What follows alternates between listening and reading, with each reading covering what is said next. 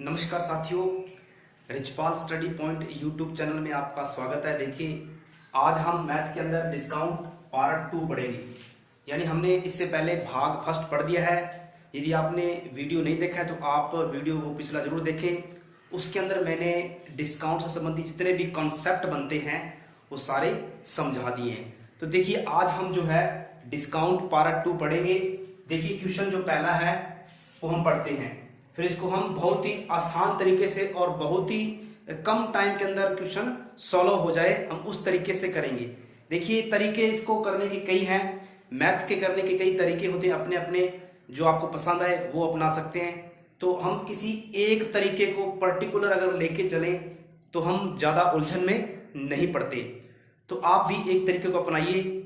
तो देखिए, पहला जो सवाल है, एक दुकानदार एक कुर्सी पर क्रय मूल्य से 40% अधिक मूल्य अंकित करता है तथा इस पर 25% छूट देता है। यदि दुकानदार को इस कुर्सी पर 120 रुपए का लाभ हो तो कुर्सी का क्रय मूल्य क्या होगा। देखिए, पहले देखिए, कुर्सी पर क्रय मूल्य से 40% अधिक अंकित मूल्य करता है। देखिए, दुकानदार जो होता है वो होलसेल से यानी कि कुर्सी खरीद रहा है, यानी कि वो पहले खरीदेगा, खरीदने के बाद उसके ऊपर वस्तु जो है वो क्या अंकित करेगा, वस्तु के ऊपर अंकित मूल्य जो है वो मतलब ऊपर लिखेगा, उसके बाद वो बेचेगा। ठीक है। तो देखिए, इस 3 प्रोसेस है। ये क्रय मूल्य है। सीपी का मतलब क्या होता है, क्रय मूल्य। ये होगा आपका अंकित मूल्य और ये हो गया आपका विक्रय मूल्य। तो देखिए, वो कह रहा है कि कुर्सी पर क्रय मूल्य से 40% अधिक खरीदता है। मान लेते हैं कि कुर्सी का मूल्य जो है, क्रय मूल्य 100 रुपए, वो 40% इस पे प्लस कर रहा है, 40% जो है अधिक कर रहा है, मतलब 140 की कुर्सी हो जाएगी, यानी उस पे 140 वो अंकित करेगा। आगे वो डिस्काउंट इस पर 25% छूट दे रहा है, मतलब छूट कितनी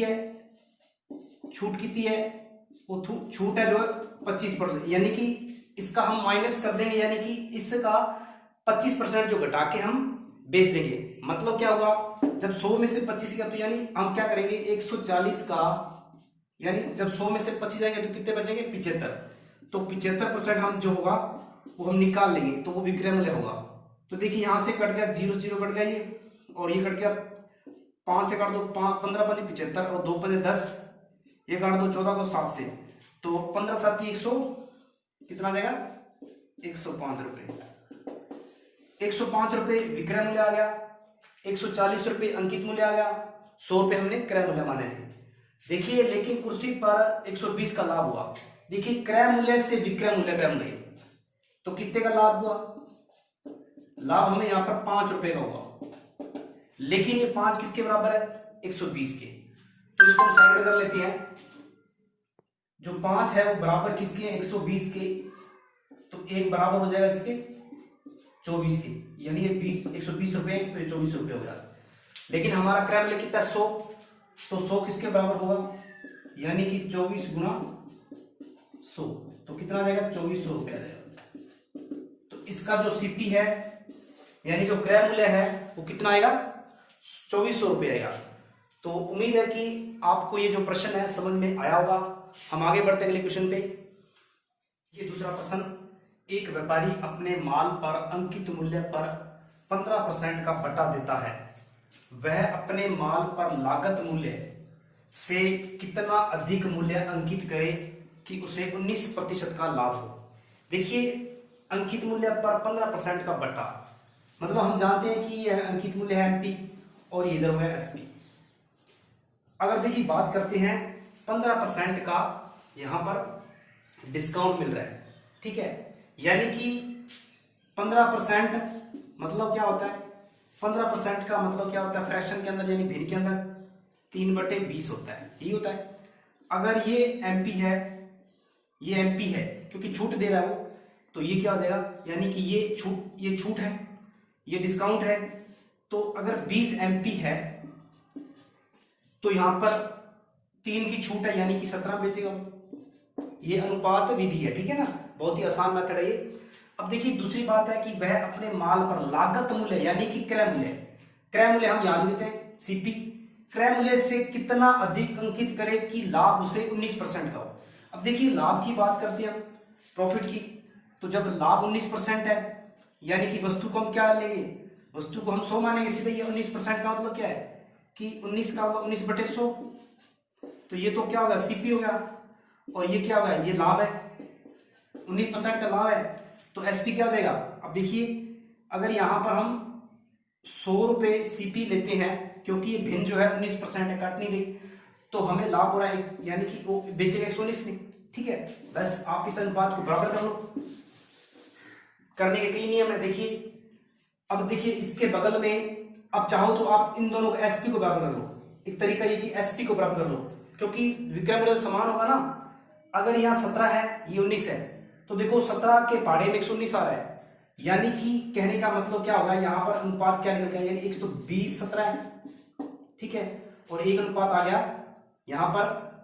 अगर इसको हम किससे गुणा करें, इसको हम यदि हम 17 7 119 होते हैं, 7 से गुणा कर दें, और ये 119 100 इधर पड़ा है, ये अलग है। अब देखिए 7 से गुणा अगर इसको करेंगे तो इसको भी करना पड़ेगा, यानी 20 7 140 और 17 7 119, तो ये दोनों कॉमन आ गए यानी कि बराबर आ गए।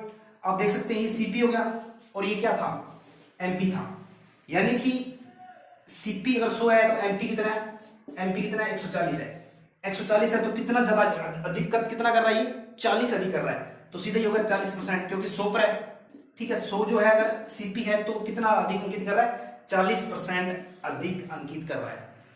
तो बिल्कुल आसान मेथड है, आप इस तरीके से भी कर सकते हो, ठीक है। और नहीं तो आप इसके बगल में मैंने बताया था वो तरीका, इधर भर दो और इधर भर दो, ठीक है, तो बिल्कुल आसान है। तो मुझे ये तरीका थोड़ा सा सही लगा कि हम इन दोनों के विक्रय मूल्य हम बराबर कर देते हैं।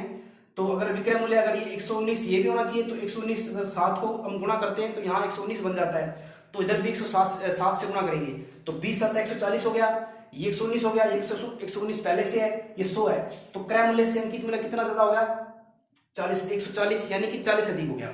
100 है यहाँ पर 140 अंकित मूल्य है, तो 40 यहाँ पर ज्यादा करना पड़ेगा उसे, ठीक है। हम आगे बढ़ते हैं अगले क्वेश्चन पे। देखिए तीसरा सवाल, 20% तथा 15% क्रमिक बटों के समतुल्य बटा क्या होगा।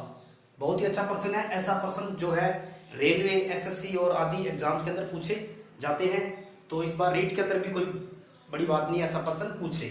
देखिए 20% यानी ये कंटिन्यू है, तो मैंने आपको बताया था सक्सेसिव केस,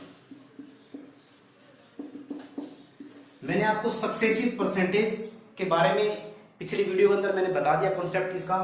तो देखिए यानी कि क्रमागत रूप से परसेंटेज अप्लाई हो रहा है, एक ही वस्तु पर पहले 20% फिर 15% की छूट है, ठीक है ना। तो देखिए हम क्या करेंगे, इसके तरीके जो है पहले 20% है, यानी कि हम बात करते हैं 20% को हम क्या लिख सकते हैं फ्रैक्शन के अंदर 1/5 लिख सकते हैं। तो 5 से हमने उसको हम देख सकते हैं 5 से हमने इसको कितने में बेचा, 4 में बेचा, क्योंकि एक तरफ क्या होगा, एक तरफ यहां पर एमपी होगा और ये एसपी होगा, ये अंकित मूल्य और ये विक्रय मूल्य, ठीक है। और बात करते हैं हम, और फिर दूसरी बार क्या, ये फर्स्ट टाइम होगा, और दूसरा बटा क्या है, दूसरा बटा 15% है, 15% हम क्या लिखते हैं फ्रैक्शन के अंदर 3/20, यानी कि पहले 20 इसका अंकित मूल्य है, और तो 3 कम कर कटौती करके वो 17 बेचेगा। अब इसको गुणा कर लेते हैं, 20 5 100 और 17 चौके 68, ये अंकित मूल्य है, और ये छूट देने के बाद विक्रय मूल्य है। तो कितनी छूट हुई आप देख सकते हैं, जो छूट है यानी कि टोटल हम कह सकते हैं इसका जो परसेंटेज डिस्काउंट है, टोटल परसेंट डिस्काउंट फाइनल कितना है, आप देख सकते हैं 100 में से हम 68 घटाएंगे तो आप देख सकते हैं कितना आएगा 32% आएगा, कितना आएगा 32% आएगा। एक तरीका ये है, अगर परसेंटेज बहुत अच्छी परसेंट है, सिंपल परसेंट है, तो जो है हम एक तरीका और है, ये जो टफ परसेंटेज के लिए हम ये सक्सेसिव केस जो है ये वाला जो है तरीका अप्लाई कर सकते हैं। अगर हम बात करें कि जैसे ये परसेंट अच्छी परसेंट है, यानी कि इसको हम आराम से चेंज कर सकते हैं। तो एक फॉर्मूला बताया था मैंने, x + y + xy/100, ये था टोटल परसेंटेज का, नेट परसेंटेज का। तो यहीं से हम नेट इसका डिस्काउंट निकाल सकते हैं। तो क्योंकि डिस्काउंट है तो हम क्या लेंगे, माइनस में लेंगे। तो -20%, दूसरा है माइनस का 15%। तो दोनों की वैल्यू यहां रख देंगे, क्योंकि ये डिस्काउंट है तो हम माइनस के चिन्ह लगा देंगे। देखिए माइनस का 20%, 20 प्लस यहाँ माइनस का देगा, प्लस माइनस माइनस, और यहाँ पर प्लस, और यहाँ पर माइनस के 20 गुणा में माइनस के 15/100, ये दोनों ही जुड़ जाएंगे। माइनस के कितने हो गए, माइनस के 35, और देखिए ये माइनस माइनस प्लस, प्लस के ये 15×30 यानी कि 300/100, ये कट के 0 0 कट गए। यहाँ पर देखिए माइनस का 35 बच गया, माइनस का 35 और प्लस का 3, माइनस का 35 प्लस का 3 माइनस के 32, यानी कि माइनस मेरा डिस्काउंट, तो यहाँ 32% का जाएगा, टोटल डिस्काउंट हो जाएगा। तो ये तरीका, ये फॉर्मूला है। और वैसे हम जो गुणा करके जो सक्सेसिव केस है अनुपात के द्वारा हम हल कर सकते हैं। तो देखिए चौथा क्वेश्चन जो है इसी पर आधारित है। हम पढ़ते हैं चौथा प्रश्न। देखिए 12.5% तथा 10% की दो अनुक्रमित यानी कि लगातार छूट के बाद चांदी की एक प्लेट को 6300 रुपए के अंदर बेचा गया। इस प्लेट का हमें बताना अंकित मूल्य क्या था। बिल्कुल सिंपल सा है, हमें एसपी दे रखा है रुपए के अंदर, लेकिन यहां पर देखिए मैंने बताया था हम 12.5% है, तो आप चाहे फॉर्मूले से कर सो तो हम अनुपात से करते हैं। तो 12.5% आप जानते कि इसकी फ्रैक्शन वैल्यू क्या होती है, 1/8 होती है। कितनी होती है, 1/8 है। अगर 8 अंकित मूल्य है तो 1 की छूट हो जाएगी, यानी कि 8 अंकित मूल्य है, 1 डिस्काउंट है, तो बेचे कितने में, 7 में। ठीक है। और 10% की फ्रैक्शन वैल्यू क्या होती है आप जानती हैं, 1/10 होती है। तो 10 से ये 9 में बेचेगा। तो देखिए पहली जो मतलब हम टोटल इसकी नेट परसेंटेज निकाल लेते हैं। तो आप देख सकते हैं यहां पर 12.5% यानी कि 8 से वो बेच रहा है 7 में, छूट के साथ में 10% यानी 10 से बच रहा है 9 में। ये 8 80 और 7 63, ठीक है, 7 63। तो देखिए ये जो अनुपात है 63 है, ये 80 अनुपात है। तो हमें इसका बेचा गया यानी कि 6300 हमें दे रखा है इस 63 के बराबर। तो यहां से एक अनुपात की वैल्यू कितनी, 100 आ जाएगी। बिल्कुल आसान है। और 100 को हम इससे गुणा कर देंगे, अंकित मूल्य आएगा। यानी कि जो अंकित मूल्य है वो कितना आएगा, 80 × 100, हम कह सकते हैं 8000 रुपये आएगा। 8000 रुपये इसका अंकित मूल्य इस प्लेट का आ जाएगा। तो उम्मीद है कि आपको ये कॉन्सेप्ट जो है अच्छी तरह समझ में आ रहा होगा। हम आगे बढ़ते हैं अगले क्वेश्चन पे।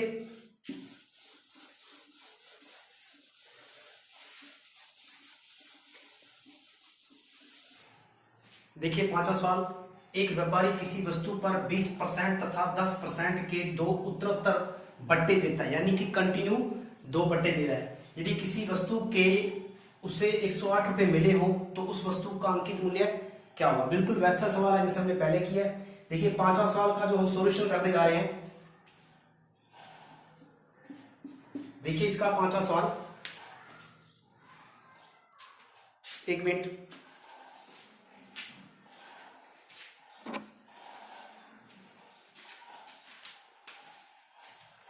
देखिए 5वें का सॉल्यूशन जो है क्या है कि 20% और 10%, यानी कि 20% पहला डिस्काउंट 20%, दूसरा डिस्काउंट 10%। तो 20% की फ्रैक्शन वैल्यू क्या होगी, ये एमपी हो गया और ये एसपी होगा। तो 20% को हम 1/, क्या लिखते हैं, 5 लिखते हैं, यानी कि 5 से क्या होगा, 4 होगा। ठीक है, 5 से 4 होगा। 10% यानी कि 1/10, यानी 10 से 9 होगा। ठीक है, तो 10 × 5 = 50 और 9 × 36। तो देखिए कितने परसेंट, यानी वस्तु का अंकित मूल्य कितना था, 108 रुपए मिल रहे हैं उसको बेचने पर। तो यानी कि 36 बराबर 108 रुपए है, तो 1 बराबर 36 थी 108, यानी कि 3 रुपए हो जाएगा। एक अनुपात की वैल्यू 50 को, यानी कि हमारा अंकित मूल्य कितना है, 50 है।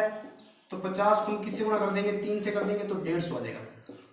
ठीक है, तो 150 क्या हुआ, इसका अंकित मूल्य हुआ। बिल्कुल आसान है। 36 जो है ये बराबर 108 का है, हमने बेचा 108 के अंदर। एक अनुपात की वैल्यू यहां से 3 आ जाएगी, 3 को हम इससे गुणा कर देंगे जो कि अंकित मूल्य है, तो 150 आ जाएगा।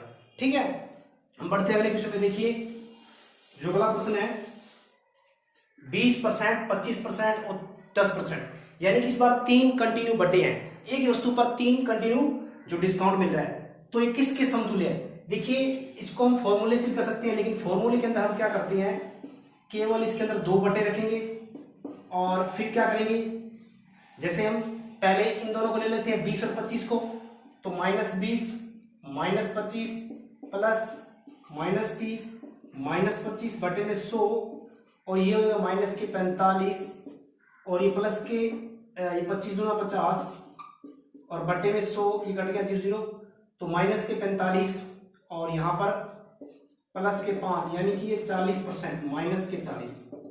तो ये इन दोनों से कितना आया, इन दोनों से तो आया 40%। अब हम क्या करेंगे, फिर फॉर्मूला लगाएंगे 40 और 10 पे।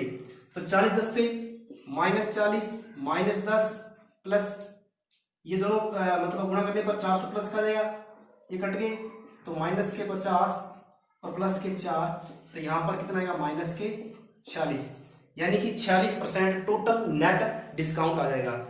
तो ये तो फॉर्मूले से है। अब यदि हम इसको करें उसके सक्सेसिव केस यानी गुणा से तो 20% हम क्या लिखते हैं 5 से 4, ठीक है। 25 को हम क्या लिखते हैं 1/5, सॉरी 20 को हम क्या लिखते हैं 1/5, तो 5 से 4 25% को हम क्या लिखेंगे 1/25% 1/4 होता है, तो 4 से 3 10%, 10 से 9। आप इसको गुणा कर दो तो ये यहाँ पर 20, ये इनको गुणा करेंगे 4 × 20 20 था 200, इनको करेंगे 4 थी 12 12 में 108, ठीक है। तो यहाँ पर ये डिस्काउंट कितना मिल रहा है, देखिए आप डिस्काउंट कितना हो रहा है यहाँ पर आप देख सकते हैं डिस्काउंट। तो यहाँ से डिस्काउंट जो है वो आप देख सकते हैं, अगर यहाँ से हम इसको 100 से भाग करें यानी कि इसका हाफ कर दें या इसको हम 100 कर देंगे तो डिस्काउंट लिखिए यहाँ से कितना आ रहा है, यहाँ पर 92 आ रहा है। कितना आ रहा है, क्योंकि 92 आ रहा है, किस पे होता है डिस्काउंट 200 पे यानी कि अंकित मूल्य पे, इंटू में 100 काटोगे 0 ये कट गया 46 यानी कि 46% जो है नेट डिस्काउंट आ जाएगा, ठीक है। तो उम्मीद है कि आपको ये क्लास अच्छी लगी होगी। वीडियो को लाइक और शेयर कीजिए, चैनल को सब्सक्राइब कीजिए। धन्यवाद।